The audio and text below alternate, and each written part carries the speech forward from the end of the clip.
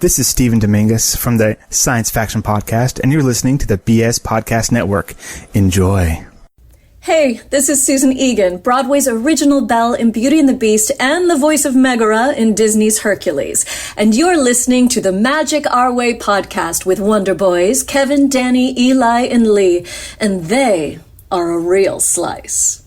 Jumbo, everyone! Harambe! And welcome to another edition of The Magic Our Way. Magic Our Way. Magic Our Way! Magic Our Way. The Magic Our Way podcast. They are truly magical and whatnot.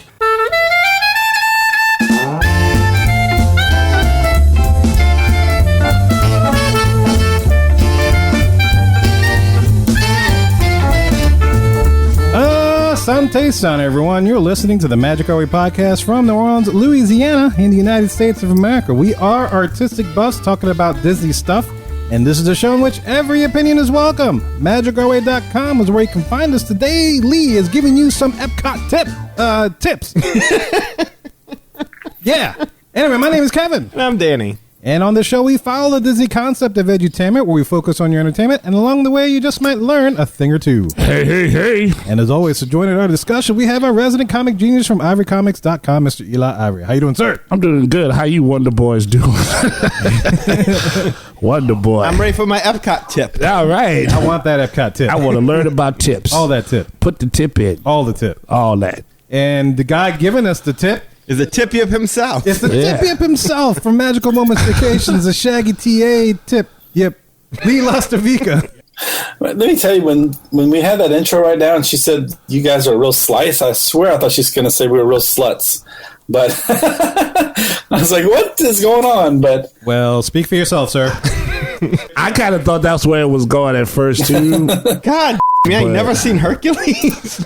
yeah, but like it just when I heard it over the air, it sounded like she was going to say something else. That's what you wanted to hear. Yeah. Admit it. Yeah, exactly. What is that called? When they say one thing, when you think it is saying something, what is that? The Pythagorean theorem? No, that's not it. Freudian slip or something like that, right? Freudian slip? Yeah, I think it's Freudian slip, yeah. I think they call it Darwin's theory of evolution. I thought it was Halley's Comet. Oh, yeah. Oh, that's it. It comes around every now and then and hits you. My isosceles triangle.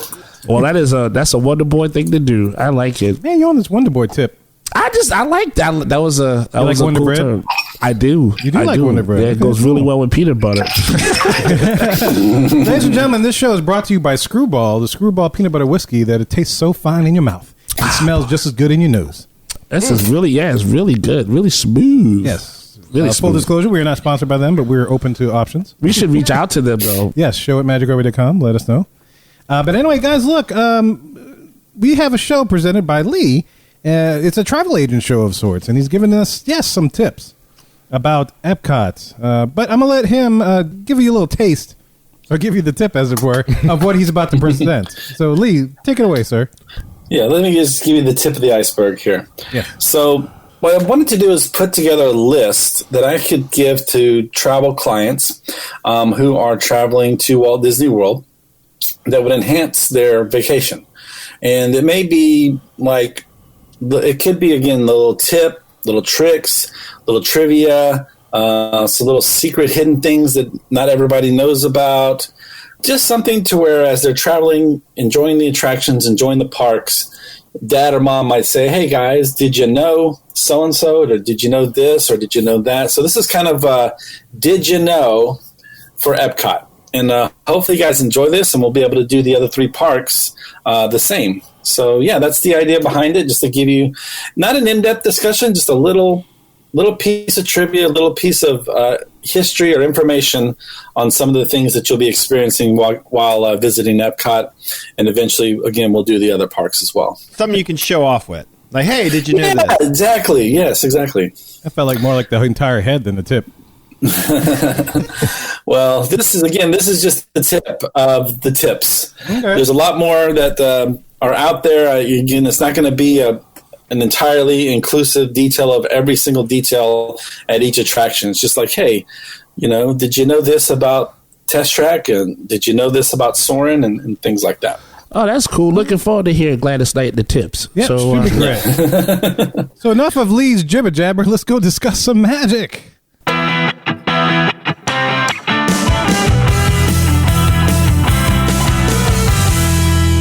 And as we talked about in the introduction, this is the hub. And for today's hub, we are talking about tips to enhance your Epcot experience, where as opposed to the inverse, where it's enhancement of the tip. Oh, yeah. These are tips to enhance. Isn't that crazy? These tips are so good, we're going to be running up and putting dollars in Lee's. That's right. That's it. I make little paper footballs and fling them out there. All right. Don't have no oil on because the money just slipped from right out the tip. Don't want that. So Lee's going to lead us through this exploration of awesome tips to enhance.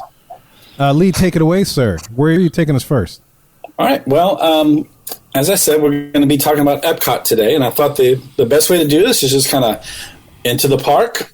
What do you see first? Then we're going to go clockwise around World Showcase and work our way back, and then kind of take a full tour of Epcot, if it were. Yeah, when I enter the park, I see the ball first. That's right. You see a big ball. That's the tip? That's tip number one, is that if you don't see that big ball, you are in the wrong park. I thought that was the weenie. But yeah, so as you enter Epcot, that should be the first thing you see is Spaceship Earth. It's you can't miss it. Some people call it the golf ball or whatever, but it is just a giant geodesic sphere at the front of the park. But here's some things. Did you know? Did you know? Spaceship Earth? Did you know? Did you know? Spaceship Earth weighs 16 million pounds. Oh, that's a 16. That is a lot. That's a lot huge. of pounds. Now, how did they find a scale to weigh it that big? That is a good question. I'm assuming that they know how much material they used to build it or something. But I'm okay. So funny thing, I actually was double checking today. I said, man, that doesn't sound right. Let me check. Did I write that down right? And yeah, I checked it. It's again 16 million pounds, at least according to the Googles. Spaceship Earth weighs 16 million pounds.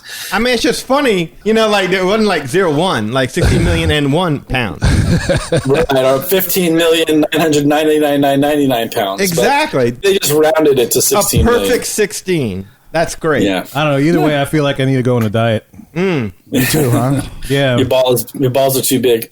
Thank you. Thank If you. your balls are 16 million pounds, it's time to get a lot of pants to support that. You got to carry mine in a wheelbarrow. And a Jacques strap. A Jacques strap. Yeah, you get them from France. They're better. At the France Pavilion. Yes. The whole thing also measures 165 feet in diameter and encompasses 2.2 million cubic feet of space. So that's like some good dad information. Like dad would want to know that information to show off to his kids that he knows all those stats. Lee, Yes. what's a cubit? What's a cubit? Cubic feet. Right. Cubit is a video game that had a little guy. Ringer. He used to love that game. Listeners, if anybody knows what Danny was referring to, please email us at show@magicworld.com because you are special like us. That's a hidden reference. It is a very hidden reference. Yeah, you'd have to know and follow the guy in order to And admit that you follow. yes, admit that you follow and listen to the tapes. And Is that a Ron Jeremy reference or? No. I'll tell you off the air, dude. That's a tip for you. That's a tip for you. All Hey, right. Lee, I got a question for you. What is a geodesic sphere? Because a lot of people hear that. It's a geodesic sphere. What is that? What is a geodesic sphere? Yes. I have no idea. It's a big ass circle, a big ass ball. So what is it makes it geodesic, Kevin? Danny? Isn't it how the ball is made with all of the Triangles and the stuff? triangles and how that I would think. naked, that's what I would- I think that would have some play. Yeah, in how well, if I may. prismic. please do. It comes from like geodesic domes, in which geodesic domes are curved surfaces made out of straight things.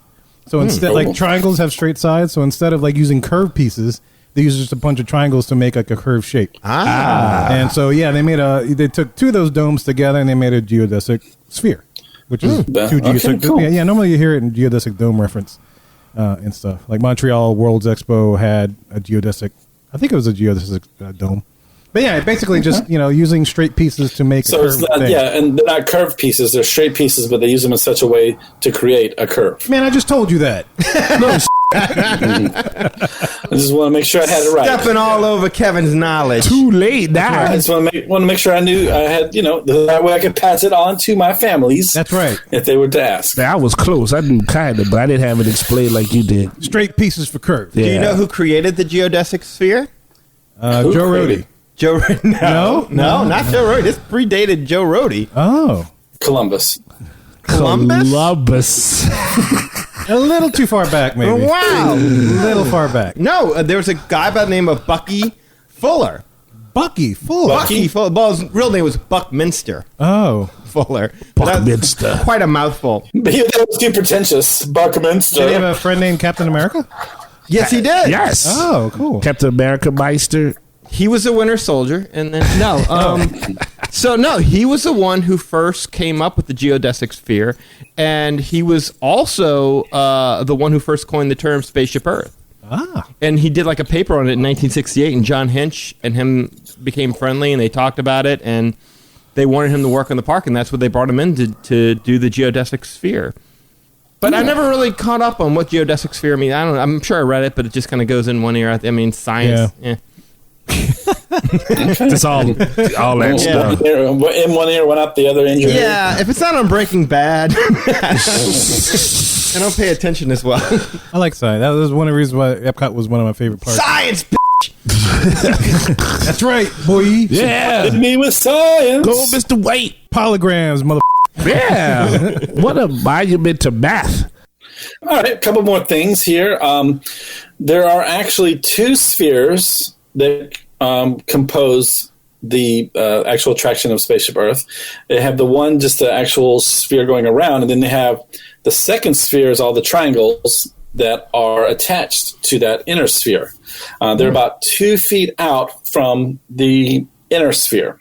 Inner Sphere, that was that movie when Martin Short got really small and went inside Dennis Quaid. Or Yeah. was it the other way around. No, it was Dennis Quaid went to Martin Short. Yes. Right. Yes. That probably makes more sense. He had the little ship, and the ship was round. Right. It was. I remember that. Like That's a right. sphere. Like a sphere. His girlfriend was a blonde chick from all the 80s movies. Yeah, Yeah. Meg Ryan. Meg Ryan, that's right. That's right. She left Goose to get with Dennis Quaid. Well, Goose kind of died. So. That's what I'm saying. She was widowed. Oh, yeah, she was widowed. Yeah, okay. Yeah, we all make her look out to be bad, but yeah, that's what had happened. But that was before they almost threw Tom Hanks in the volcano. That's it. And he played ping pong. He caught lots of shrimp. All right, Lee. So, yes.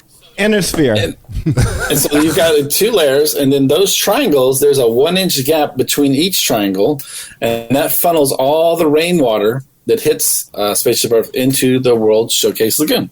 That's And why they it never are- drips on me when I'm in line. That's why it doesn't. Oh, recycling. I'm so glad that ball doesn't drip on me when I'm in the line. Yep, nothing worse than drippy balls. That's true. Oh. That's a tip. The triangles we talked about, there are 11,324 aluminum and plastic alloy triangles that create. Yeah. And the last little bit of trivia here, when you're riding the actual attraction and you reach the very top of the history lesson, when you go through all the history lessons, you're at the very top of the sphere. You are almost 180 feet in the air before you go back down. Because it's an 180-foot tall sphere. Yeah, I mean, that makes sense, right? Sure. But Math adds up. Wait, hold up. Science. Oh, man. Yeah, that's what I get. We're doing math on a Saturday. Oh, man. Hopefully I won't, not too much more math for you there, Eli. I appreciate that. I mean, Monday through Friday, I'm all about math. Math and science. All that. Geez.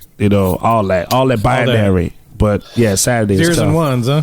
All right, go ahead, Lee. I'm sorry. All right, so let's keep going to the left, counterclockwise, To the left. through Future World. Universe of and Energy? we will come upon Mission Space. Oh, Mission Space. Mission Space. Now, we all know this, but maybe if you're a new visitor to Walt Disney World, if you've never gone to Epcot before, you may not realize that there once was only one version of Mission Space. Now there are 2 options, green and orange.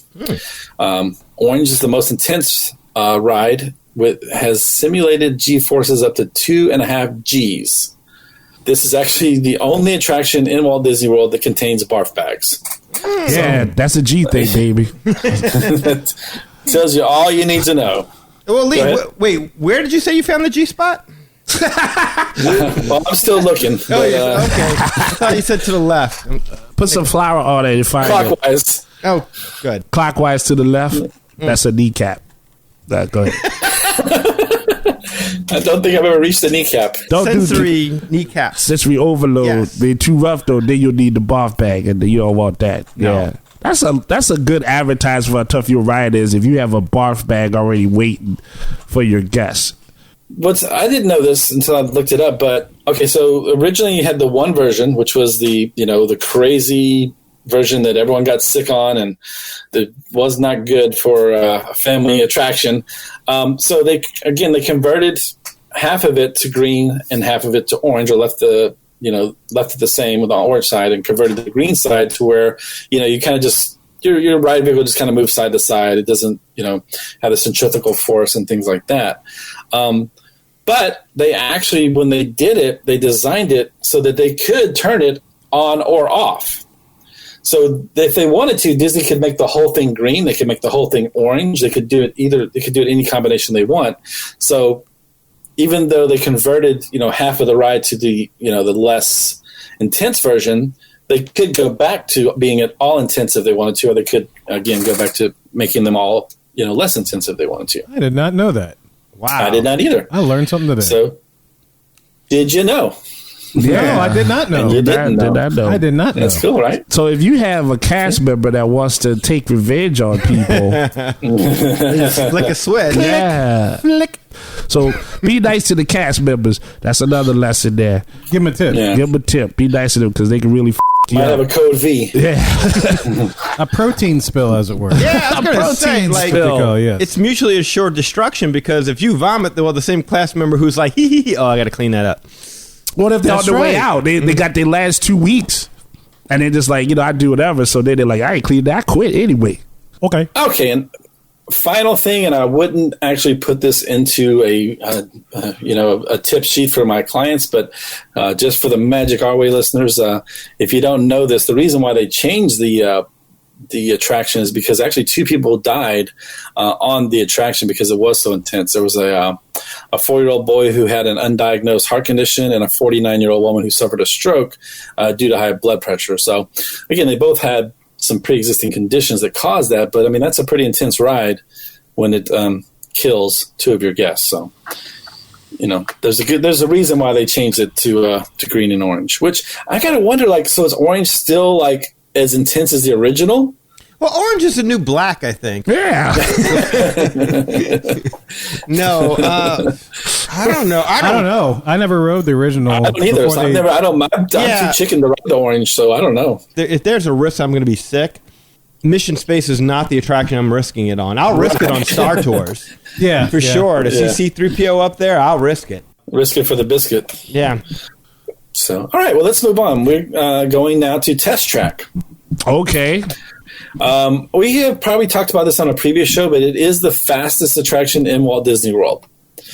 The car itself reaches speeds up to 65 miles an hour. Except for when I'm in it, and it's only 62. I thought you were going to say 69. I don't I'm know like, why. come on, go. But it never reaches 65. I'm like, oh, yeah, because I'm a little heavy. Oh, don't be so hard on yourself. It's okay. First step in improving myself is to admit I have a problem. Fair. That's fair. And then pick up peanut butter whiskey to make it better. Yeah, I mean, there's no carbs. Maybe, I don't know. I feel good about your selection, and maybe the car on Fast Track needs a tune-up. Maybe so. During Maybe that that's time. it. Maybe Maybe you designed it poorly. There you go. I did. When they originally designed this attraction, it was supposed to get up to 95 miles an hour. Ooh. So if you can imagine that, I mean, that 65 is pretty fast, being outdoors and, the top down and all that. Can you imagine 95 miles an hour? Man, Texas, you have 85 mile per hour speed limits. Yeah, that is true. All right. So Test Track is also the longest ride in Walt Disney World. It has 5,246 feet of track. There are 25 different cars that can be run at one time. These cars are designed to last up to 1 million miles in their lifetime, and they run about 50,000 miles each day. So technically, each car should last about 20 years. So when did it come into being? I don't have that little note. Is it time to replace the cars yet? I don't know. Did they replace them when they did 2.0? That's a good question. I wonder, because, I mean, again, they got a 20-year lifetime on them. 1999 was the first iteration, so who knows? Maybe they did. I got to imagine they made improvements to the cars when they changed the tracks. You would hope. Or maybe they did. Maybe they may save money, and there's really Hyundais out there. That's what I'm thinking. They won't know the difference, those silly customers. They just want to go fast. All right. So moving out of Future World into World Showcase. Wait, what about the other side of Future World? We ain't going there? The other side? Oh, so we got to go all the way around. All the way around World Showcase and work our way back around. He's mapping it. So stay tuned for part 2. So there is a center line, and you will not cross it. You have to go all the way around. I got all you. the way around. What about Wonders of Life, Lee? We don't. You're not going to get into Wonders of Life? Yeah. Isn't that dead now? No, Play Pavilion. I don't know. Maybe there's something new that they'll add to it that we'll do on a future show once they finally rebuild Epcot. Nothing good enough for a tip, I guess. Not Here's yet. the tip. You ain't hearing it today. No. It's a tip. So we're going to World Showcase, so I'm assuming by the trajectory that you're taking us, it's Mexico's first. Yeah. Oh! So before we go into the World Showcase, if you are at the Disney Traders gift shop, behind the shop there's a brass telescope. Brass telescope. What? That funky telescope. Scope. And you can use that telescope to see all the way across World Showcase Lagoon into the America Pavilion. And there's another telescope in the American Pavilion that you can see back over there as well. So, if you want to have your friend run, a couple miles around to meet you over there, you could both wave to each other from across World Showcase Lagoon. That's cool. That's cute. Yeah, it's cool. You can get creepy at the same time. Spy on chicks. I want you to stand at this location in approximately 12:15. There's probably like Reddit groups where it's like, hey, meet me at the telescopes. What time will you be at American Adventure? I'll be over here at whatever. I'll be wearing a red scarf. I'll have a red lapel pin. But anyway, sorry, go ahead. All right, so we'll start with Mexico, obviously, the first country in World Showcase, and we'll go around the circle. Okay, so everyone knows in Mexico you have the big pyramid there. And if you look at the pyramid, they have all these statues, large sculptures in front of the stairs. Those were not originally there. Those were added later because kids kept climbing up the stairs, and so they had to add those. Well, now adults are climbing up the stairs. So. Well, yeah. So did they ever get that guy that ran up there? Remember? I mean, I guess your toddler has more sense than a drunken college kid, but that was back in November 2015 that the guy tried to scale the pyramid. Yeah, somebody made it. He disappeared. It made me think there was just this urban legend or something. If you climb up the pyramid, you disappear. Well, he got stuck up there and he couldn't get down, and he got hungry, so he had to eat himself. Oh, that's a better story. Did he have a barf bag while he had that on the side? So yeah. Was it Pizza the Hut? I think his last name was Donner, though. But that's okay, he barbecue sauce himself. Oh man. And then inside of the building there where they have the restaurant and everything, it's all a nighttime scene. And the reason for that is because they want to have a lively atmosphere. And if you are in Mexico and it's, the middle of the day, that's not really how it is in Mexico. There are a lot of people are hanging out and taking siestas. So, yeah. So all the action is at night, all the celebrating and the getting together and stuff is at night, so that's why they did it in nighttime scene. Oh my goodness! Inside the Mexico Pavilion. Yeah, that pavilion. Oh, I'm sorry, Lee. You still talking about the pavilion real quick? No, go ahead.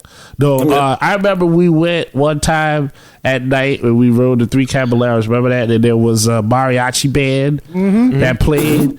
Oh my God! I never fell in love so hard for the. I remember that girl was singing. Yes. I don't know if that's relevant or not, but my tip just shot up thinking about that. You went.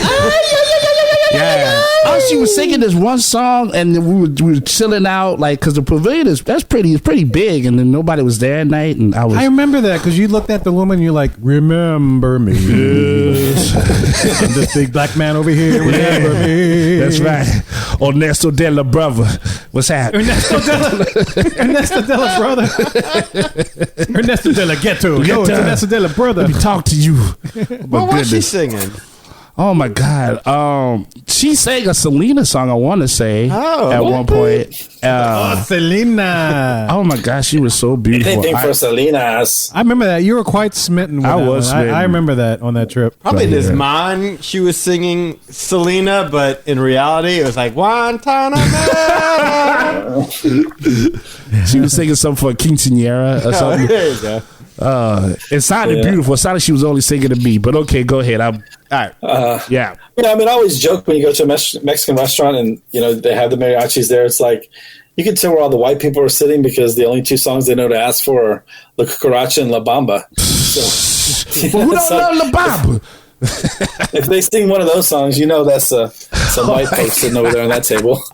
Hey, you know what's funny about you bring up La Bamba? It's like the other day I was talking with a friend. I'm like, what happened to Lou Diamond Phillips?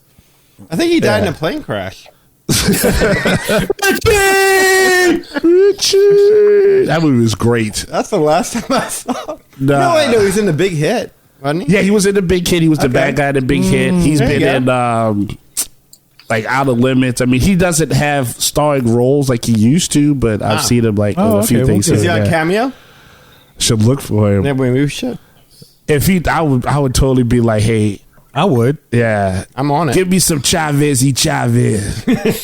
Oh, that's right. He was in Young Guns too. That was the other big thing. It was Young Guns. And Young Guns won. Hola, Vato, we're headed for blood. Did y'all ever make it to the old Mexico Road? Whatever that was. The old Mexican Blackbird. Blackbird. Yes, yeah. Oh my goodness. All right, sorry, Lee. Go ahead. Oh, man. Let's go to Norway. That movie was great. Oh, Norway. Yeah, Norway. Scorebread. Up Norway. Give out the fish. Yeah. No Lou Diamond Phillips. No Lou Diamond Phillips on Cameo. No. Sorry. White Diamond Phillips over here. But so the Kringla Bakery Old White Cafe, Diamond Phillips. the roof is on fire? What? the roof is made of grass. We don't need no water. Let the goat eat it. Because it's cost effective. And we got to save money. And it's good for the environment. That's right. All right, so the Kringla Bakery Old Cafe has a roof that's made out of grass. Where's the Bob Marley music when you need it? I was going to say. I know. Yeah. Just roll it up and smoke the roof. I was thinking Snoop the minute I heard it. Different kind of grass. Oh, different kind. Oh, okay. So the legal stuff. okay. All right, good. The good, legal good. kind. That's what they say. Yeah. Yeah, so this, the grass, the sod, that makes a good insulation in the summer and the winter. So in Norway, this is very common that they have these roofs made out of grass, and they're kept trimmed by goats. So, the goats just go around and eat the grass on top of the roof, and you're good to go. That is not true. Yes, it is true. Like in actual Norway, but not in Walt Disney World, right? No, yeah, in actual Norway, sorry. Yes. In actual Norway. Okay, just making sure. Okay, I thought you were saying that Disney had like little helicopters with a harness. They dropped the goat down. Operation Goat Drop right there on the roof. Eat it quick. We only got 5 minutes. Call the maintenance team.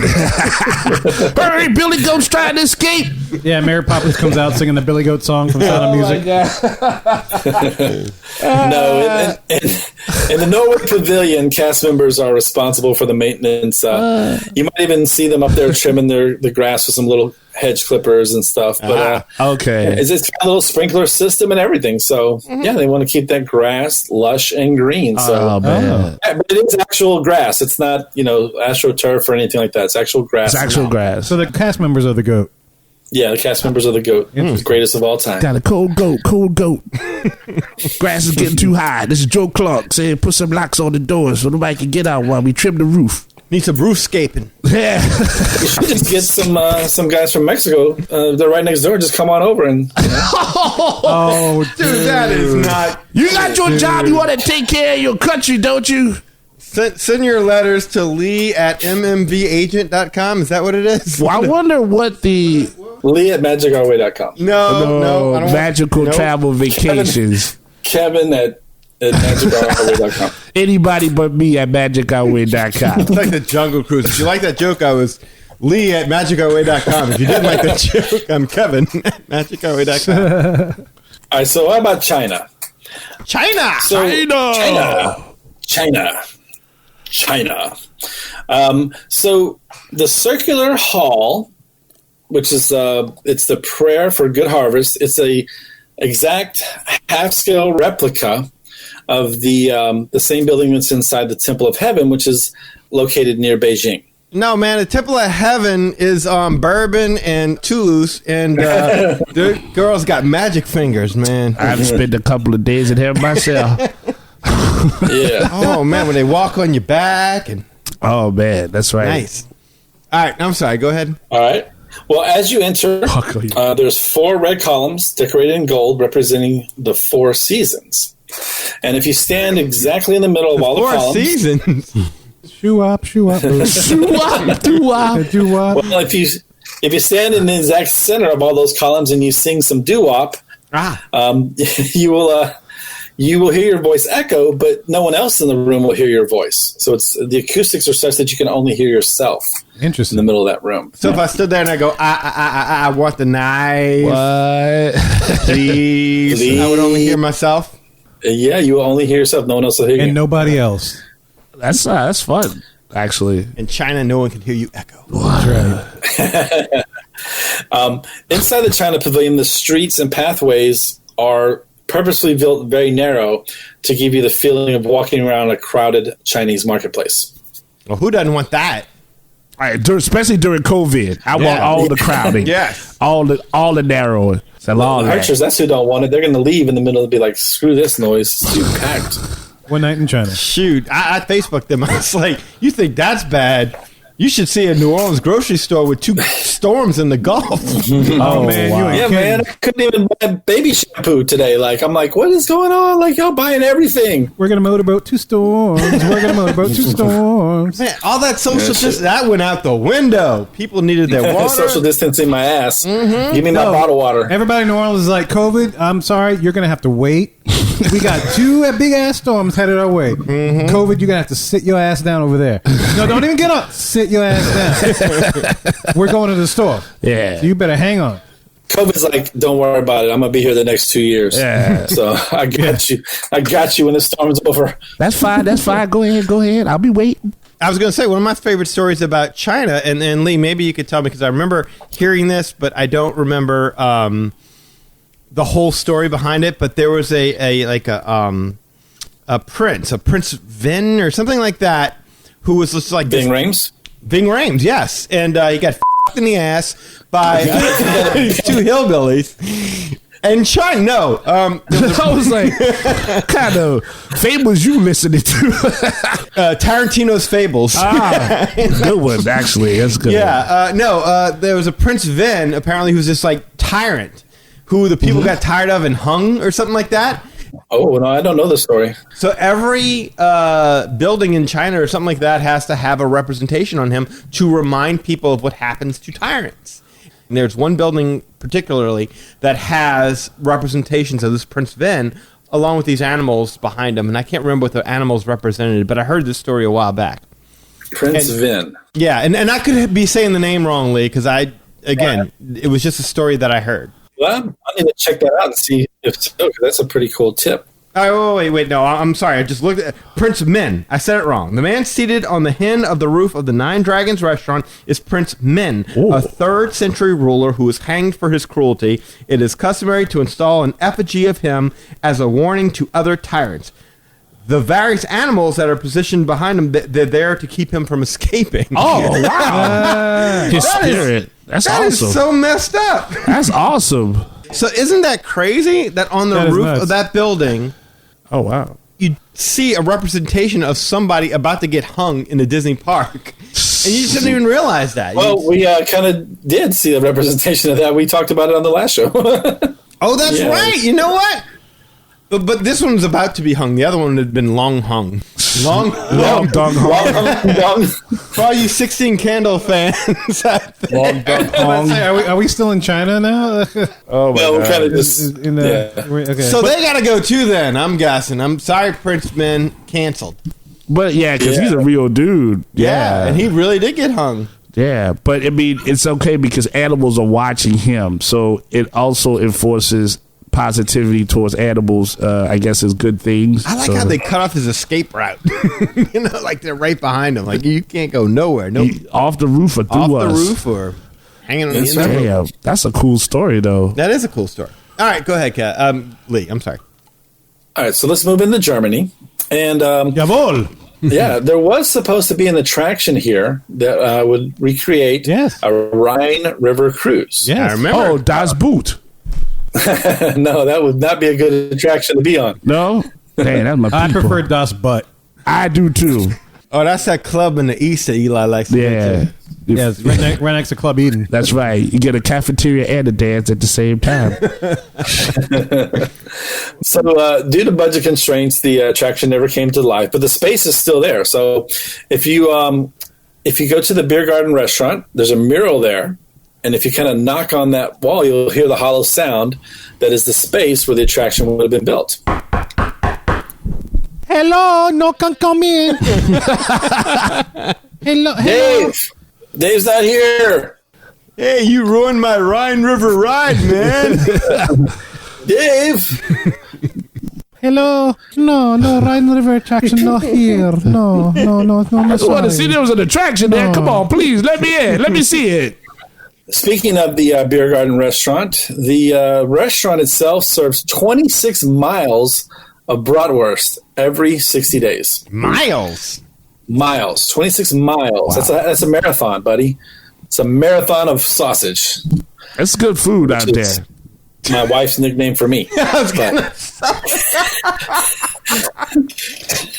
you don't want to be running that track, though. You'll be sore the next day. Take that joke anywhere you want.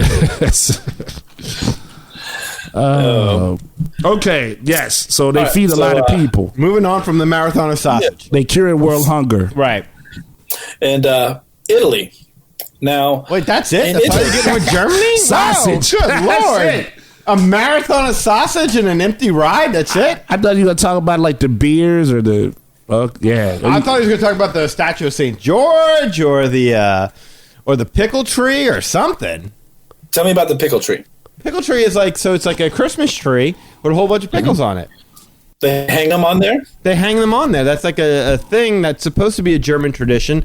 Anna and her family come from Germany, so we always do the pickle thing where we have a little pickle. Really? And the idea behind it was like a little game or something.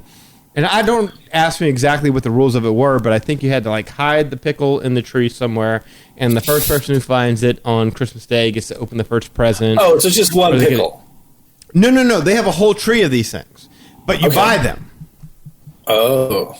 But I think as it turned out, it's not really a German tradition because most people in Germany never heard of it before. So maybe it's like an Americanized German tradition. I don't remember. I'm going to have to ask Anna about it. But that is definitely a thing that when we go over there, because remember we got like when they used to do hummels in there, we bought a hummel for her grandma, we bought a pickle for her grandma. Hummels are the biggest thing, that people go for in that place. Yeah. And you know, obviously her grandma is German, so we call her Oma. Oh, sweet. Yeah. So anyway, point being is that that's the whole idea of the pickle tree, is that there's a Christmas tradition tied into it. And if you come over to our house on Christmas, you'll always see a pickle in the tree. Now, is it a real live, like not live, but is it a real pickle or is it like a pickle ornament that y'all? Yeah, God, no. It's a pickle ornament. They look. Okay, that's what I'm thinking. That's seriously. I'm like, do you have like a live an actual pickle? You've been to Disney, man. You probably just don't remember this, but you would have definitely remembered a whole tree full of real pickles. Is that a live pickle? Is that what you asked? Yes, just give it a tickle. Yeah. A pickle Rick. Okay. And then there's the statue of St. George in the middle, and I know that one just because of, my wife's ancestry. So, yeah, and that was supposed to be like he was some saint who slayed a dragon that was like guarding, like he was about ready to eat a princess of somebody or whatever, and so now a lot. Huh? He was going to eat the pickle. Oh, well, maybe if you would have eaten the pickle, though, it would have been good luck. Pickle. Well, maybe he did eat the pickle, and that's why he got slain. That's a good point, Lee. So, yeah, he got slain, and so now, much like the Chinese thing with Prince Min, St. George exists outside of a lot of popular structures in Germany to, remind people of luck or whatever it was. I can't remember what the whole thing of it was. Have a pickle, slay a dragon. There you go. All right. That's how I do it. I'll eat the pickle. I don't know about slaying dragons, but Oh, you nasty boy. Always slay your dragons, Lee. Yeah. You gotta take care of yourself. Slay. Remember, Right. there's gold behind that dragon. That's right. all right. So let's go to Italy. And in Italy, if you head to the fountains behind the shops in the Italy Pavilion, there's a set of small red buttons, and you can push them, and then the water will spray out of different locations. So I guess maybe you could even like catch someone unsuspectingly and like spray them if you hit the button. So All over their face, neck, and chest. Is that? I don't know. When Danny and I did our first podcast trip, we went up there and they had some acting troupe, and a couple of ladies in the acting troupe were, I guess Danny pushed their buttons because they were quite smitten with. Oh, I was a Superman yeah. of that. The Rosita, and you had Rosetta sisters. Yeah, Rosita. and you had the leaf, the whatever leaf. Oh, the fig leaf. The fig leaf, yeah, in your loins, yeah. Yeah. Wait, what? I had the industrial size fig leaf. You did. Oh, yeah, the Rosetta Sisters were an act in Italy. And they did this whole thing where they pulled people up from the audience and they reenacted some play or opera. Oh, right. And so Danny got picked twice. They looked at me and they saw the They're like, "Ooh, big ooh, hunky Danny." guy. Oh. Yeah. And I became part of the story. Yeah, he was like Yeah. the superhero, and then he Right. in the painting reenactment, he was the guy with the fig leaf covering his Oh, what's loins. happening, Doc? The stud didn't even know it. Just people. Didn't even Just tell people. That's us. my paisans. There you Yes. go. Yeah, Let they- your pizza out. I hear you. That's my people. that's Let your exciting. people. One of the restaurants in the Italy Pavilion is Via Napoli. Aha. Now, Via Napoli, they have these 3 wood-fired pizza ovens that they imported from Italy. So these ovens were built in Italy specifically to be put in this restaurant in a World Showcase. And if you've seen them, they look like these. There's faces, right, and their mouths are open, and that's where the pizza goes. So each one of these ovens represents the 3 active volcanoes in Italy: Etna, Vesuvius, and Stromboli. I forgot my mom. She's a pretty active Italian volcano. I thought you meant she had a big mouth. Well, ask my dad about that. And his dad listens to the show too. Yeah. Oh. Edit point. Oh, wait, I'm editing. I was going to say, if something tells me you're editing this one. Yes. Now, here's That's something that I found interesting, that they actually use water to make the dough, specific water that's imported from Pennsylvania. And don't ask me why Pennsylvania, but apparently this particular water they can get only from Pennsylvania is the closest thing you can get to the water that you find in Italy. It's like the alkaline levels or I something? guess so, yeah, like the Yeah, whatever probably whatever makeup of this water is, it's the closest water that you can find in the United States. It's the closest to the water you would find in The Italy. mineral makeup and stuff. Probably, yeah. Yeah. Cool. Yeah, so that's how authentic they want that pizza to be because of that. They actually import the flour from Italy as well. Cool. So Yes. it is good pizza. I don't know if you guys have ever eaten That's that a lot before. of but work it's for pizza. Best Pennsylvania has to offer. Yeah. Okay. Those Pennsylvania Italians, I guess. Yeah. Like, where did they get the tomatoes from? Brooklyn? Wait a minute. These tomatoes say New York City. New York City. New York City. Hey, tomatoes, where you from? Queens. Brooklyn. Brooklyn, son? Well, did he? All right. Go ahead, Lee. All right, let's move on to the American Adventure, unless you have anything to add to Italy. Oh, that's good. We always talk about forced perspective, to make things look bigger than they are so they can fit these smaller items but make them look so big. I thought forced perspective is what Star Wars fans do to make the new trilogy look good. It's called blinding yourself. See what I did I there? like that. Thank you. You had some truth to that. But the American Adventure Pavilion, that building, the main building, they actually use reverse force perspective. They want it to look smaller than it is. Oh. The building itself is 5 stories tall, but they want to make it look as if it's only 2.5 stories. Ah. Yeah, so I'm sure there are other instances of this, but that's the first thing I've ever heard of being reverse first perspective. Yes. So, yeah. Reverse. So Reverse when you go to watch the show, you're led up to the second floor. And the reason that you are on the second floor is because all the props, staging, and equipment that's used during the show is stored beneath your seats there. So all these props that they slide in and out during the performance, and that's all located on the bottom floor. You mean Benjamin Franklin's under my seat? Yeah. Oh, I can use some He's down money. there, man. Wow. See, no. Yeah. Do you know what they call that, Lee? The rotating stage underneath the people? The rotunda? No, they call it the war wagon. Yeah, I was gonna. you were I right, want to say the warship, but war wagon. The war wagon, yeah, because it's a big rotating wheel, and all the scenes are located on. So as it rotates. Oh, so it's rotating under there as well. It's not just coming out, but it rotates and then stuff comes out, and it rotates and stuff comes out. Yeah. Oh, interesting. Cool. Oh, there's a little tip to add there. I didn't know that. Yeah, that sounds like another strip club I went to one time. But anyway, go ahead. Bunch of round girls. You need help. What? All these strip clubs. What? I'm trying to do research. War booty. Via Napoli. Indianapolis. I don't know. It's got to be. See a sausage. What? Senior sausage. Now you need help. There you go. You're going to senior sausages. You're in the wrong club. I'm trying to get that retirement fund. Hey, Times is tough. Times is tough out there. Coming to the stage, chorizo. All right, so there's also a painting of a World War II era B-17 bomber in the left corner of the rotunda. What's interesting about this painting is that as you walk back and forth in front of the painting, the plane appears to shift and follow you as you move through the rotunda. Oh, wow. Oh, nice. Like those Haunted Mansion Yeah, statues. just like the Haunted Mansion. Yeah, exactly. Concave. Concave, yes, exactly. Don't give away the secrets, though. We have to. Concave. Concave. Yes.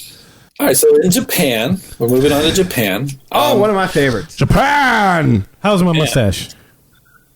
All right, so as you enter the Japan Pavilion, and My mustache, sorry. as you enter the Japan Pavilion, look over to your right side. There's a statue there, and that statue was given to be put in Magic Kingdom as a gift from the government of Japan when Magic Kingdom first opened. But then, of course, when the Japan Pavilion opened, they moved it into there.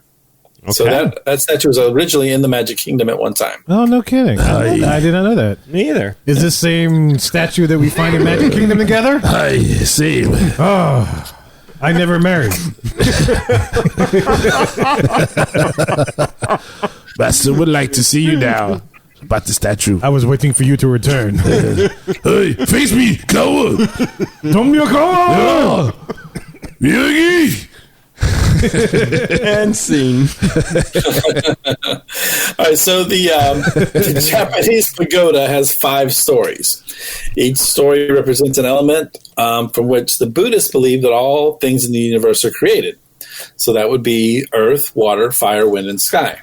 They form Captain Planet also. I thought it was that Rescue Rangers thing. Or not Rescue Rangers, the Power Rangers thing. Oh yeah, The which Zords, one? I don't know. There's like 8 of 9 of those now. Yeah, They all come together and they coagulate and become this thing. they're bigger than what they are. That's what this is about. BattleBot. It's bigger than the individual. Well, if you go to Morimoto, if you listen to our review, there's no 5 stages to a pagoda. There was only 3, and that was Earth, Wind, and Fire. God, man.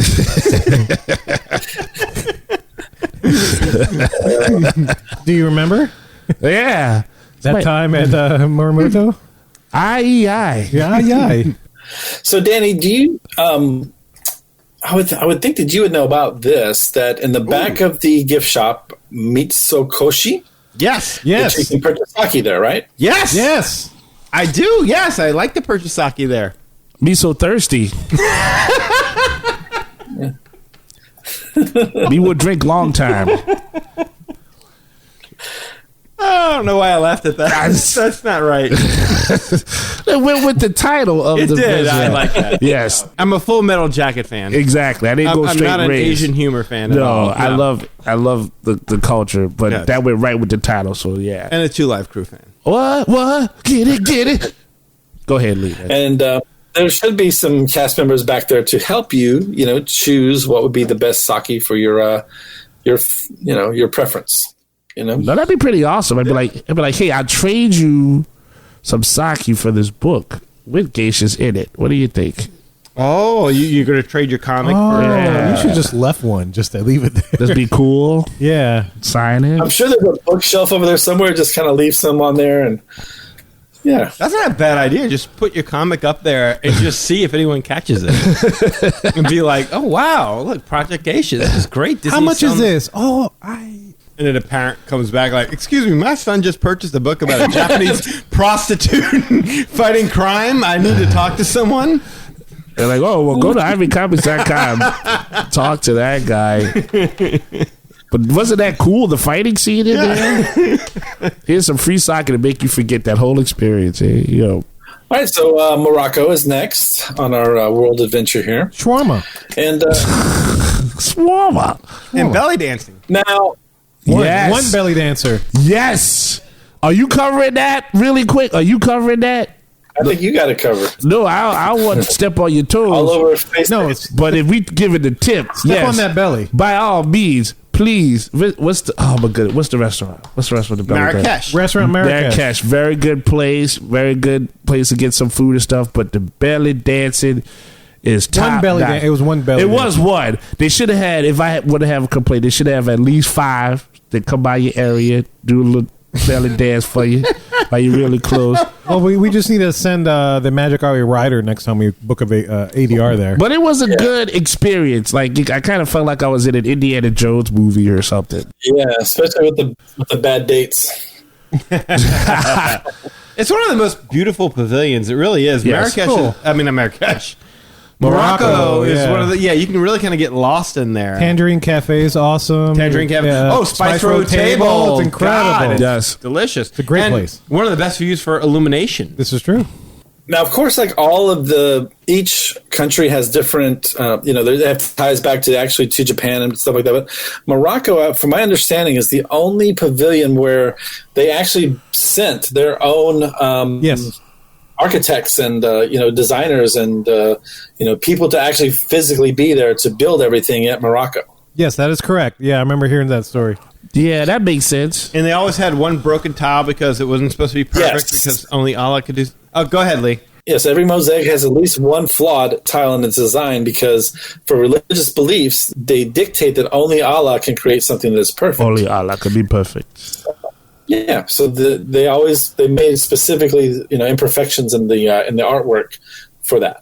You know, another good tip about Morocco, and maybe you're going to be getting to this next, Lee, is the Tower of Terror tie-in.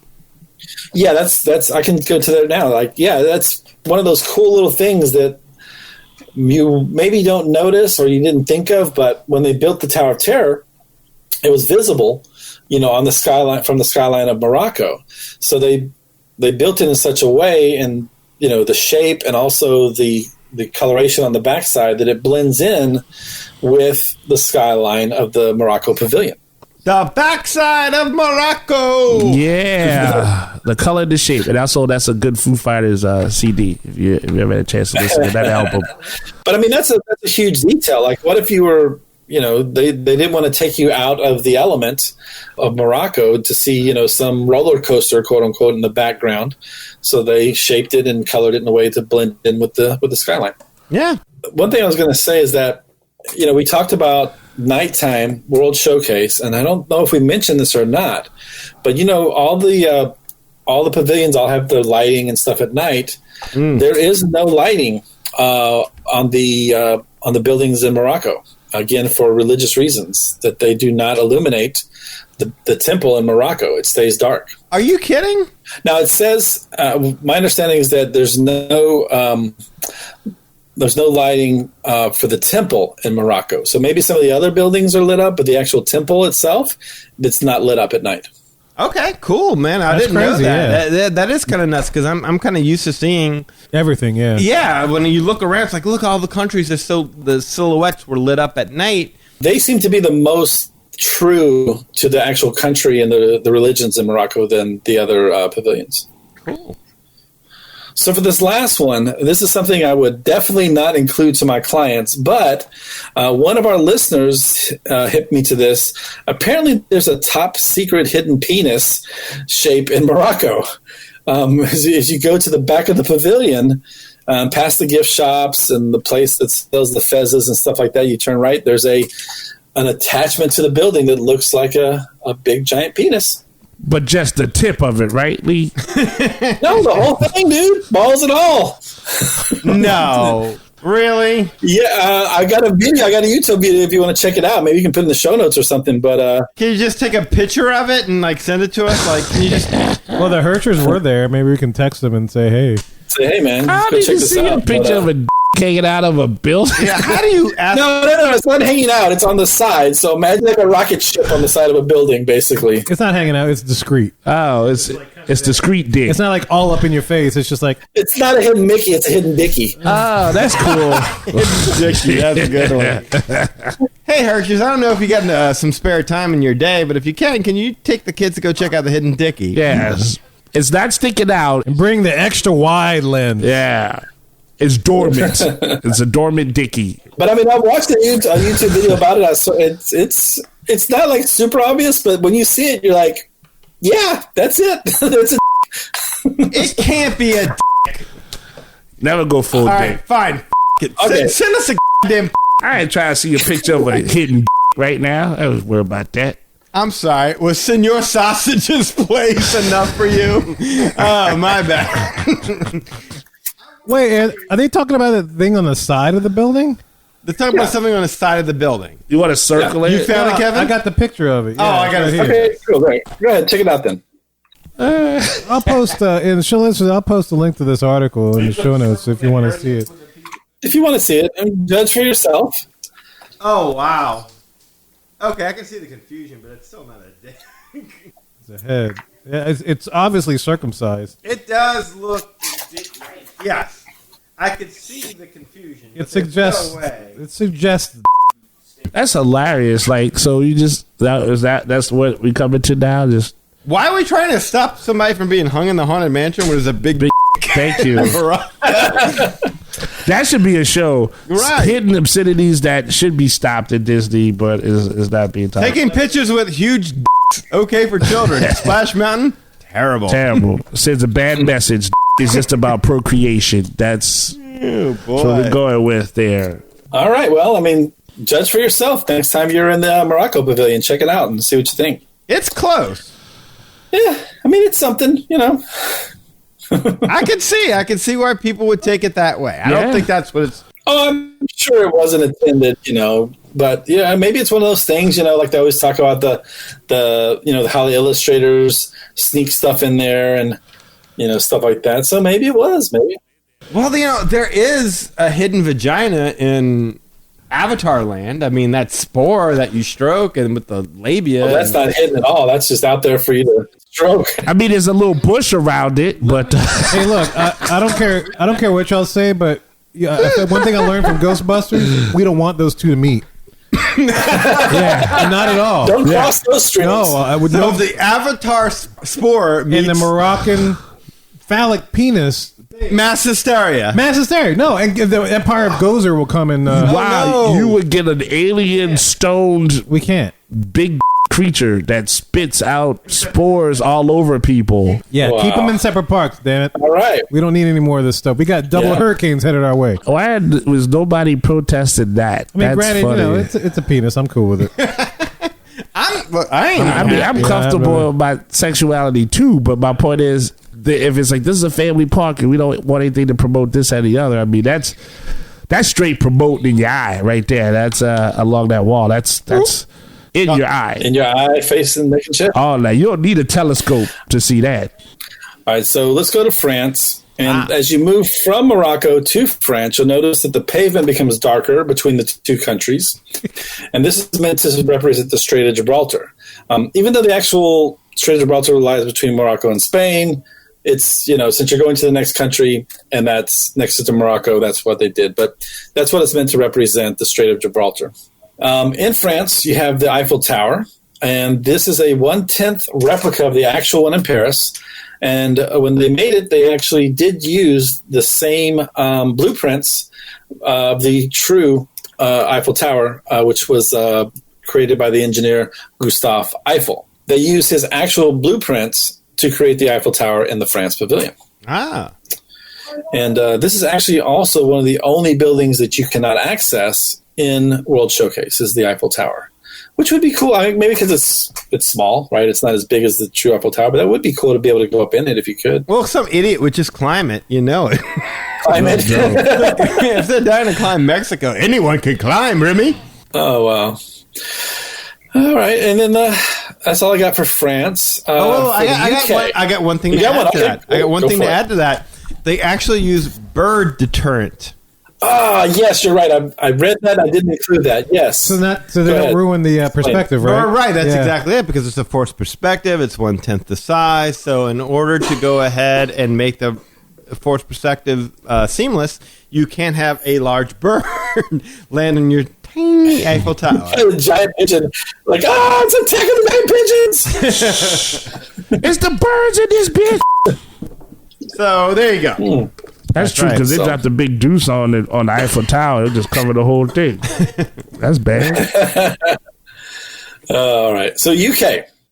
So obviously the UK is after France, and then as you cross over the bridge to get into France, as you cross over the bridge from France to get into the UK. I see London. I see France. I see Lee's underpants. Pants. I don't wear underpants. I see lots of gray pubic hair. Free balling. More than my beard. Oh, wow. Just as long, too. That's a visual. Thanks, Lee. Damn it. I see that sheet peeking around your underwear or your pants or shorts. Like an old-ass squirrel trying to get away. Come on, man. Come on. Look at Ice Age up in his drawers. Like an old-ass squirrel. Holy shit. Damn, that image is not leaving my head now. All right, the UK. We're going from France to the UK. And as you travel from France to the UK, you're going to cross over the bridge from one country to the other. And the waterway under the bridge symbolizes the English Channel that divides the two countries. Ah. Okay? Now, in the back of the England Pavilion, there is a hedge maze and a gazebo and some other things. And you go through all that. And inside the gift shop, you will find there's a little room in the back, and this is a room that used to be used for the queue for the Winnie and Pooh and Tigger meet and greet. That's right. Right, but now it's closed off, but it's basically a recreation of Christopher Robin's bedroom. Ah. So it's something that you might not notice if you're not paying attention. I didn't realize that was Yeah, go ahead. Yeah, you just look inside the little glass window, and you'll see it's a recreation of Christopher Robin's bedroom. The last thing for the UK is the Rose and Crown, and this is something that you guys could appreciate, hopefully, that the Rose and Crown, they have a specifically designed ale warmer that heats the Guinness to exactly 55 degrees. Wait, heats it? Well, or keeps it at 55. Keeps it. Keeps it at 55 degrees, which is the preferred temperature that is favored by the Brits. So when they come over here from the UK, they like their beer, they like their Guinness to be exactly 55 degrees. That's what they prefer. And Lee prefers 98 degrees. Yeah. That's his favorite band. The whole group. 98 degrees. That's a hot-ass beer right there, man. Not refreshing at all. No? And then after the UK, we moved to the last country, which is Canada. Whoa, you forgot about the flags on top of Sportsman's Shop.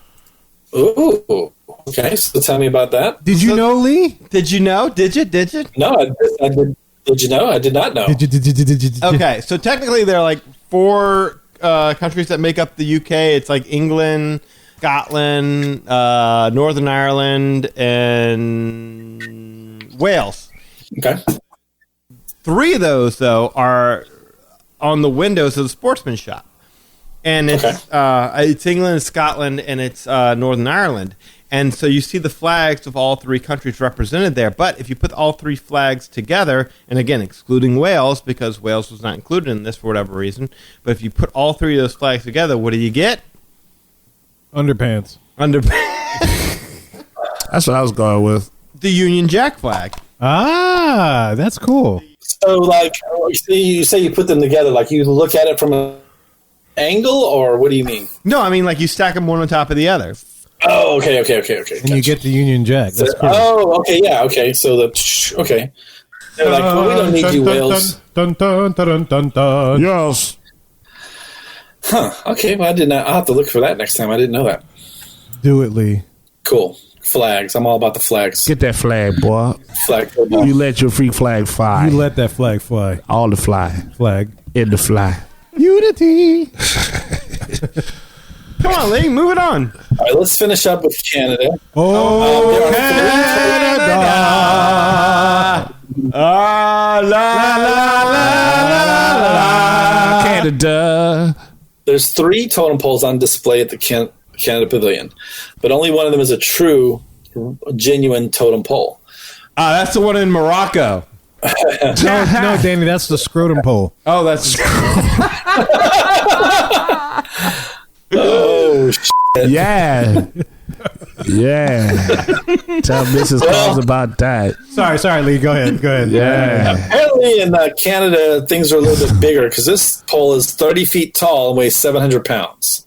Damn. Again, I feel inferior. This was carved by a Tsimshian Indian named David Boxley. shimmy.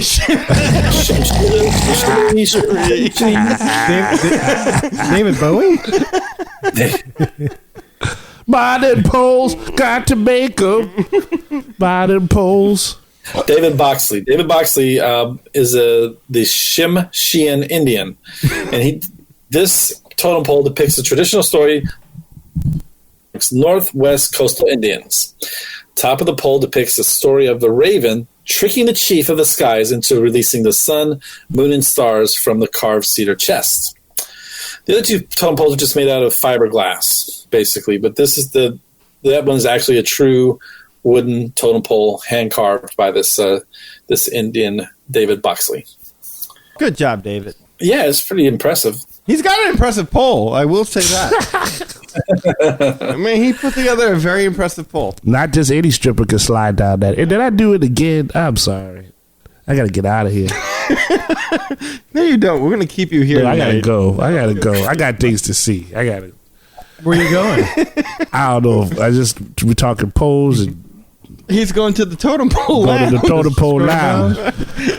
Come on over to the totem pole lounge now. Say, baby, I got a scrotum pole for you. I got $20.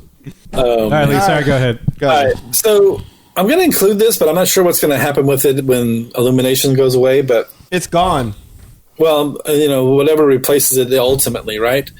But Melodious. I'm assuming that they'll use this. Is that the name of the thing? Isn't it Melodious? Isn't that what it is? Melodious. That's what's melodious. Not. So it says melodious, but it's spelled melodious. Moldy us. But when Illuminations was going on, there's this big rock formation. Does this look like a too? If you look hard enough, anything looks like a I guess. I guess so. But No, you jumbroni. The Rock says, don't look like a This is the Brahma Bull of rocks. meet me on Jabroni Lane in Canada.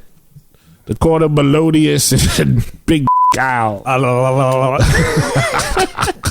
don't start with that. All right, sorry, Lee, go ahead. All right. So the top of this rock formation opens up, and that's where all the sound and lighting equipment comes out for Illuminations. So I'm wondering if they'll keep that for the new show or not. But that's what happens. Well, not now, but that's what would happen with Illuminations. So that may be a good tip later on. It may not, may be extinct, but I got to imagine they'll keep some of that technology there. Watch the sound and lighting emerge from my rock formation at the night. When the night falls, it comes out and springs forth. of my rock formation. Watch my sound and my light spew forth from my rock Formation. Oh, look at that. I know, isn't it good? I like that. Y'all had that's like one of your first few duets. That's Yeah. We do it together. I liked it. Nice. I liked it.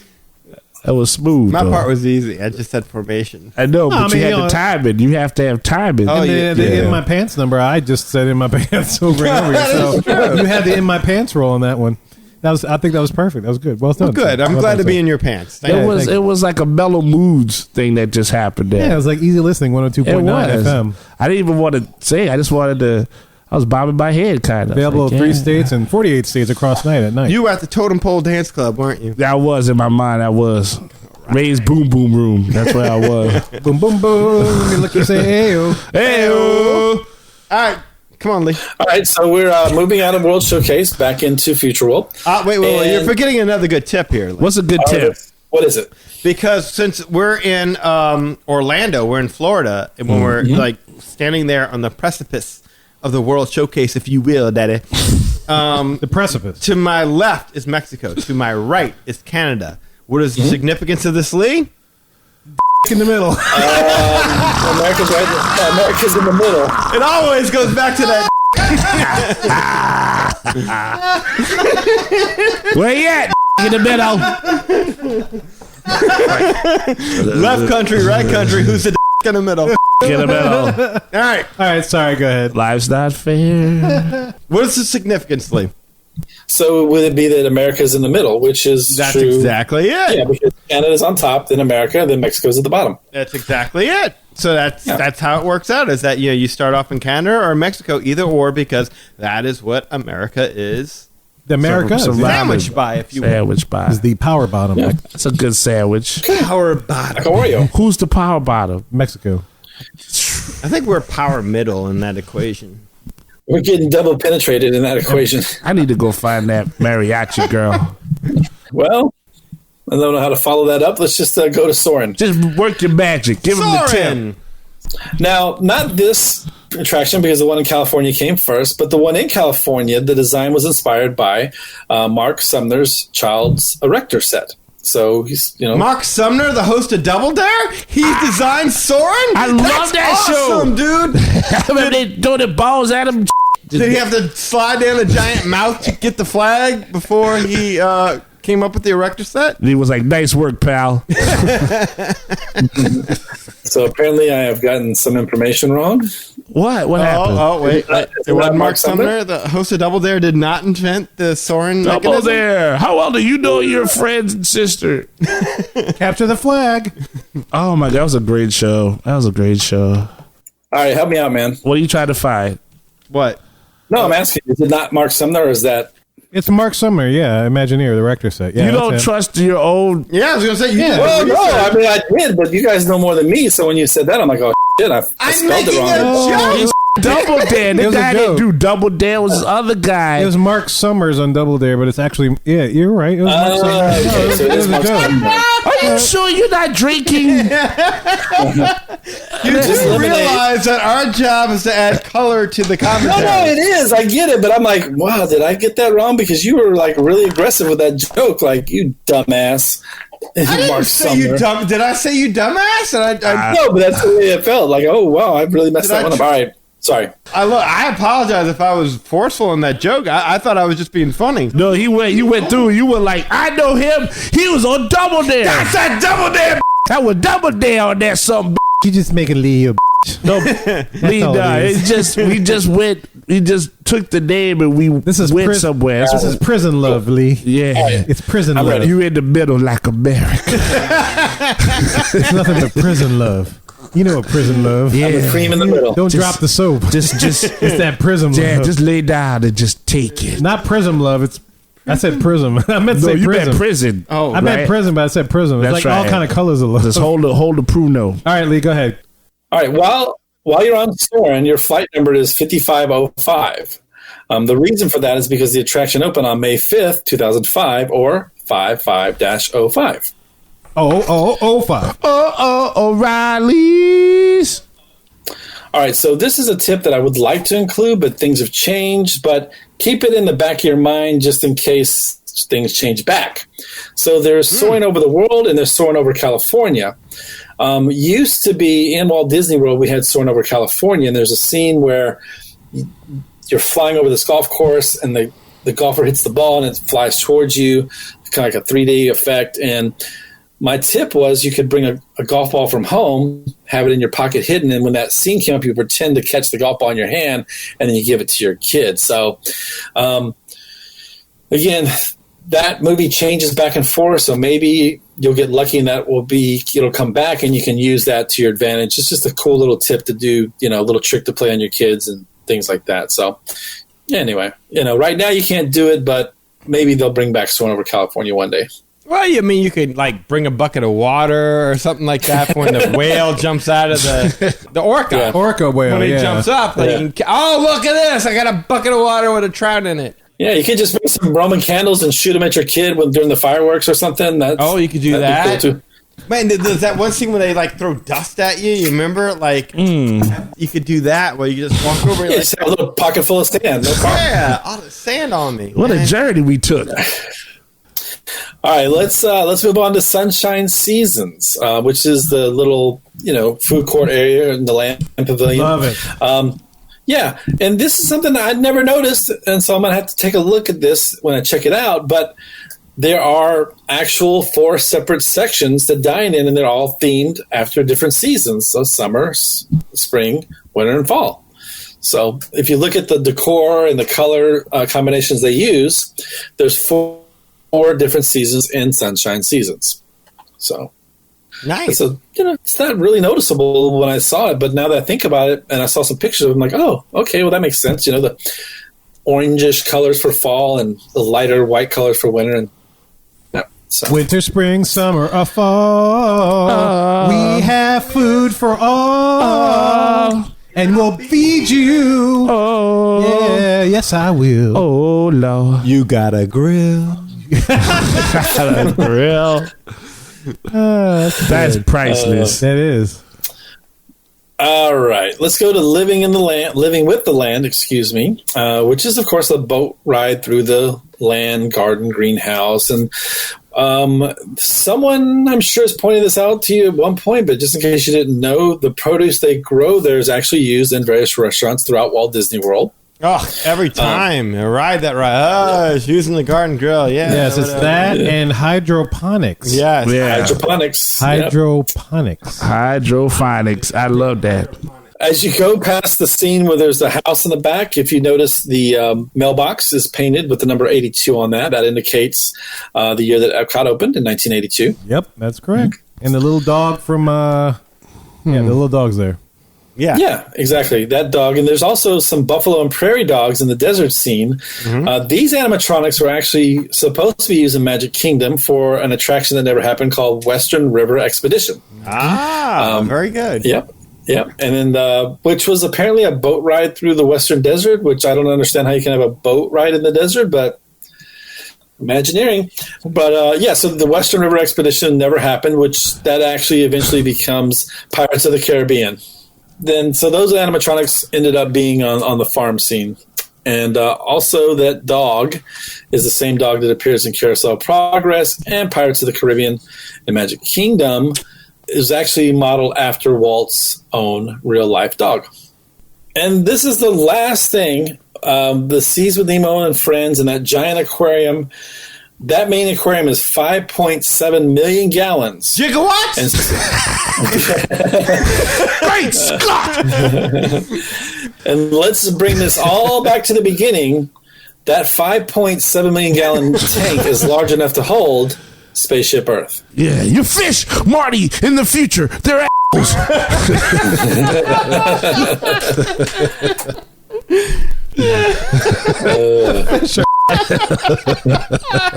That's ridiculous.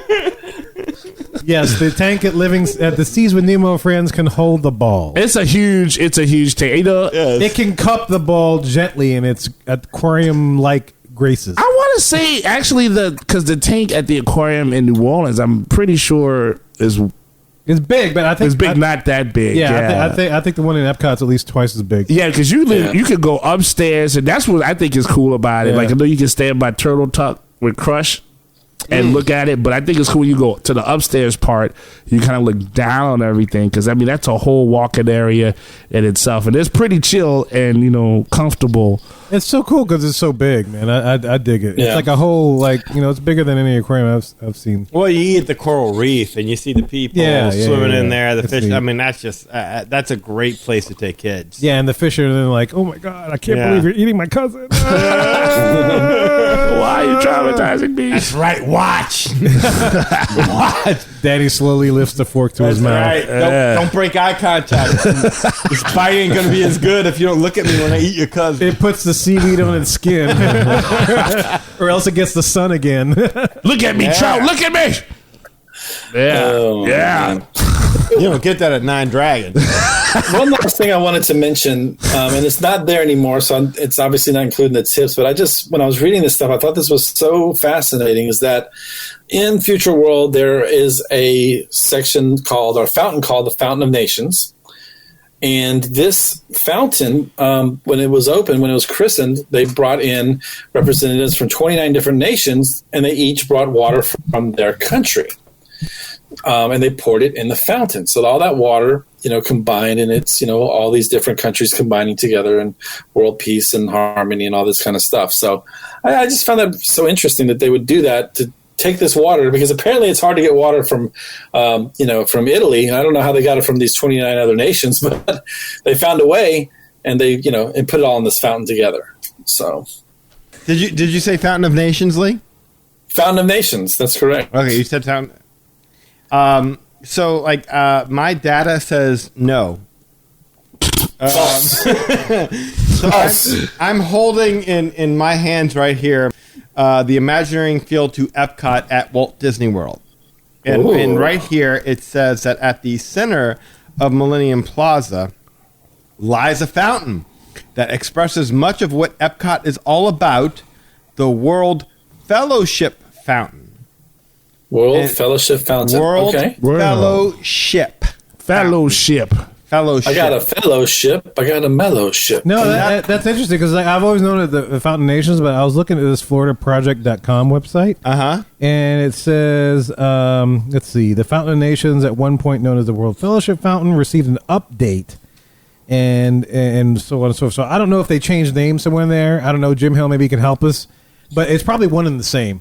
Well, but it probably, when it originally opened, it was like the World Fellowship Fountain, and then it's like it became the World Fountain of Nations for some reason. I don't know. Could I show you my source material here, Kevin? No, I have that source material, so I know. Yeah, but you see right here, it says Epcot at Walt Disney World, but right at the very at the end, it says by the Imagineers. No, I believe that. No, absolutely. The Imagineers wrote this, but it references. I mean, the Imagineers, as you know, Disney will say "F you" and go business wise and say Fountain of Nations. Fountain of Nations has a little bit more of it rolls off the tongue a little better, Yeah, but I still like World Fellowship Fountain. World Fellowship sounds a little more. World Fellowship Fountain was like more akin to the original, the concept of Epcot. The spirit of the exercise. Spirit of Epcot. Yeah, Fountain of Nations is like, it's just a Fountain of Nations. Yeah, make me think of like a soda. You are not the first to pass. Right. Yeah. This Fellowship of Fountains. That sounds I like more. World Fellowship Fountain. It makes more sense. It sounds like Justice League. It's got a little more regal kind of thing. I know, this sounds like something where we ran into. Danny was doing something with Dumbo, or I think Lee was doing something with Dumbo, and I found different numbers for the number of cars. And Disney News Magazine, which is also a Disney publication, and they had like conflicting numbers. I don't know. Maybe Jim Hill could probably clear this up for us. Well, speaking of different numbers, Kevin, and since you brought it up, I mean, he said 29 different countries. I'm going to read right here from, again, the Epcot at Walt Disney World Imagineering Field Guide, written by the Imagineers. Yeah. Yes, and they say that the fountain was dedicated during a ceremony at the opening of the park presided over by Lillian Disney, Walt's widow. And at this ceremony, representatives from 23 countries brought water from 23 rivers and lakes from around the world to feed the fountain and build its foundation as a gathering point for the world community. So I've got 23. Yeah, no, it's interesting because like a lot of the publications says, I want to say, man, it must have been rededicated at some point. Is Kazakhstan in here? No, because I know when Epcot opened, not all the nations were there. That I know for sure. Because Norway wasn't there, Morocco wasn't there. There's a bunch of nations that weren't in the thing. Well, right, but we don't have 23 nations. No, they don't have 23 nations. Right. We've got 23 but at some countries point, here. I think something happened to where the title became Fountain of Nations. I have to think that something happened where they started referencing that. You think there was an official name change? There must have been. Because, I mean, as much as like Disney... Because I remember when Epcot used to have like a little booklet, and they used to have text with everything that's with Epcot, and I used to be able to read this and learn something about the pavilion I was about to go into. But at some point, they decided, no, that's too much to print, so we're just going to do something simple for the masses.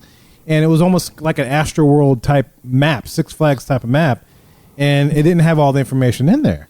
So I want to delve back into my Birnbaum guides, which I know we both have sets, and see what they actually called it. Because You want to see if it's 23 or 29? No, I believe that it was 23 because that's what I remember. I remember the World Fellowship of Fountains. And then somewhere... And Who doesn't? Yeah, and I just accepted the fact that it was Fountain of Nations at some point. I was like, oh, okay, they must be referring to the same thing. But now I want to know when... What? You know? When did that happen? When did it change place? When did you add nations? So, listeners, look, just let's be clear here. Somewhere between 23 and 29 countries Yes. dumped water into a fountain that doesn't exist anymore. Yeah. And the country of Kevin Stan added to that when he was drunk. Right. And this has become a 5-minute segment on the Magic Our Way podcast. Because when news breaks, we fix it. It's called legal foolery. Yeah, it's crazy, man. It's crazy. Well, you know, I just when I read about that, I said, "Wow, such a cool idea." And then, of course, the Fountain of Nations, the World Fountain, whatever, it's not there anymore. They've destroyed it. But I did read that they saved the water that's being preserved to be used in the future for different, for something later on in Epcot. So, that'll be a backstory one day to whatever attraction or whatever new fountain or water feature comes in. Like, hey, your kids are splashing around in the water from 23 different countries. Or something. Yay! H2O is the same everywhere. Can I ask you this? Like, okay, so Lee, we got a lot of fun facts. I mean, I'm going to move on from this fountain thingy. I'm going to move on to Imagination Pavilion because that was always one of my favorite when I was little. It was, yeah. Granted, it was a different show, but it was always one of my favorites. It was a better show, dude. Yes. Do we have any tidbits? Any tips? Any? I did not know. I mean, everything you've got right there is what I've gotten prepared for. But if you have anything that you would like to add, nothing. No, I don't have anything. Nothing from imagination. Nothing. All right. Well, here's one thing I can tell you about. Was this poured in a fountain? Please. No, we're trying to move beyond the fountain. I'm totally good with that. Fountain Gate is over. Fountain Gate. Fountain Gate is over. We already had Pretzel Gate. We don't need Fountain Gate from the Magic Our Way podcast. Listeners, whoever, anybody that cares to really look into Fountain Gate, Look into that. know. We need to know exactly what the name of it was and what the countries were involved. You found it. And if it was changed, when did that happen? You find this fountain. You Yes. find this history. Yes. And you let us know what we need to do to get to the bottom of this. We will run a telethon if we have to. All right, go ahead, right. sir. That's it. All right. So we're going to move on for a bit to Figment at the Imagine because I do love Figment. I love me That some Figment is awesome. I think it's worth mentioning because one of my favorite things about the original ride was the inclusion of the Dreamfinder, right? Okay. And Kevin, who was the Dreamfinder? The Dreamfinder was a guy that had his awesome little spaceship, and he had a little sidekick by the name of Figment, and he would travel around searching for all types of imaginations like sound, art, color, anything you want. Anything you could do with your imagination. Right. Well, a lot of people don't know that the Dreamfinder is included in this current incarnation of Figment. They think the Dreamfinder was just excoriated. He was just gone. But the Dreamfinder is present in some cameo, homage type of role. Okay. Within Figment. And I'm going to read here again. I'm going to read from the ever-trusty Imagineering Field Guide to Epcot at Walt Disney World. Trusty. Written by the Imagineers, who are never wrong. Edited by the businessmen of Disney. Yeah. To be completely wrong. Yeah. Who say there are 23 countries in the water. And And the business guys say 29. Yeah. Somebody do By their me saying that, accountant. I by no means go against the creatives. No. And actually, I'm typing an email to Jim Hill right now. I was like, Jim, help us. Meanwhile, Jim's like, send me more Raisin Bran. Yeah.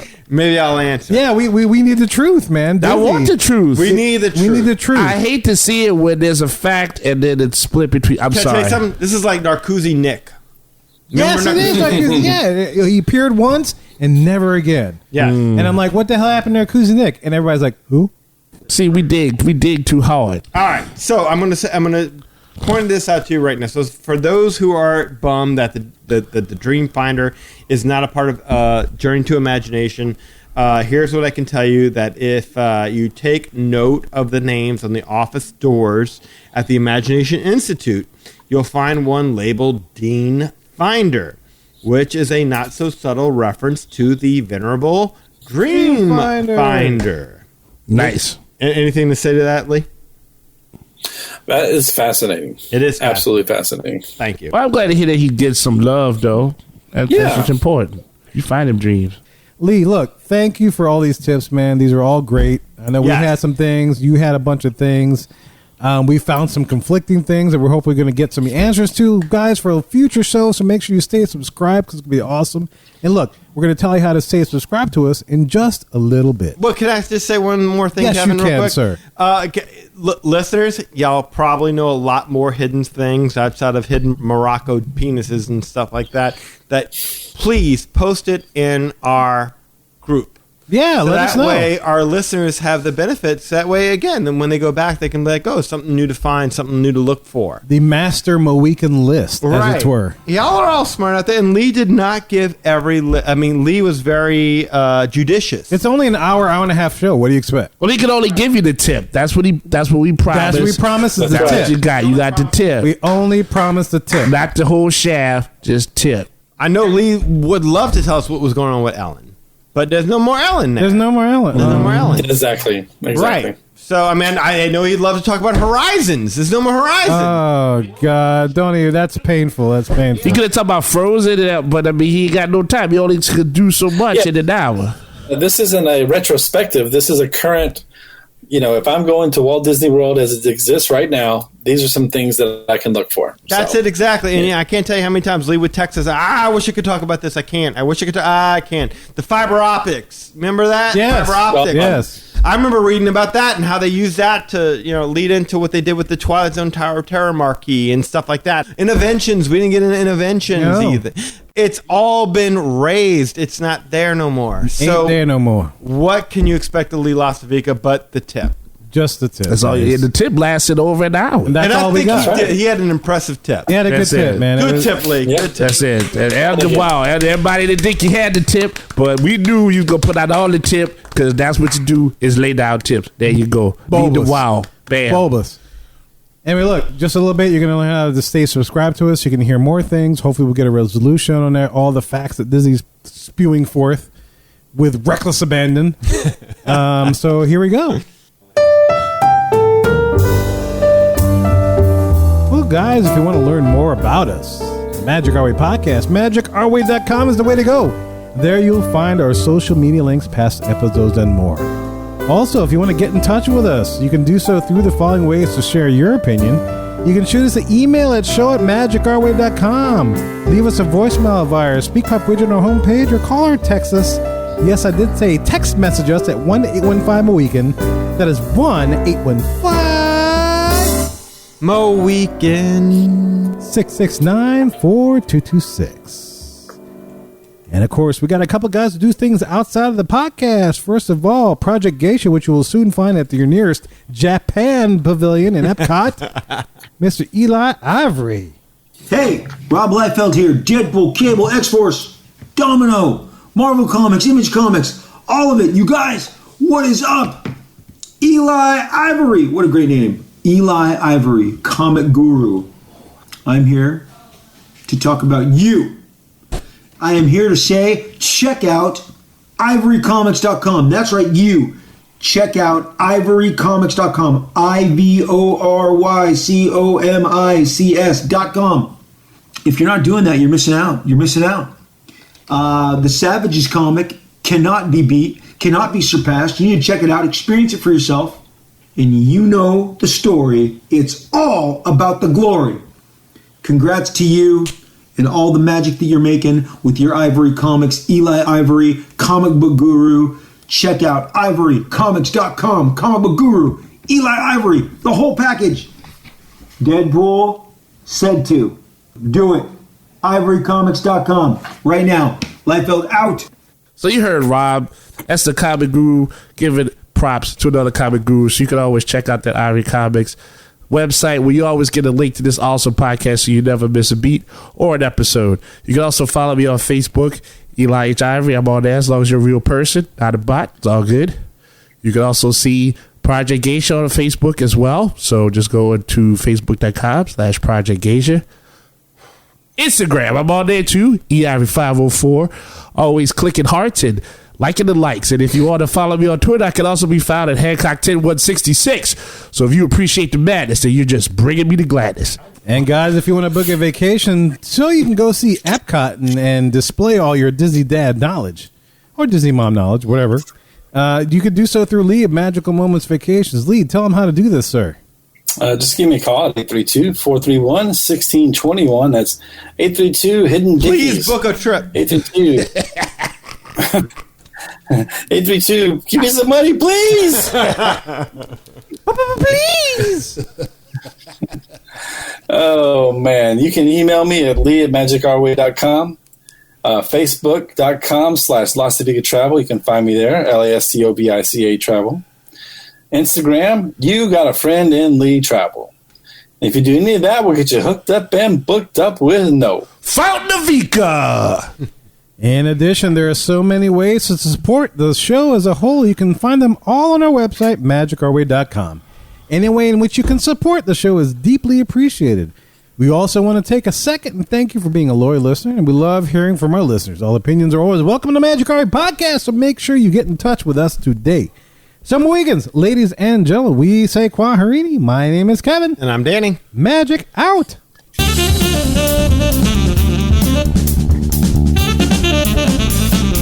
I have every intention of eating those bananas for breakfast, but I still somehow end up with tacos. Tips for tacos. Hey, this is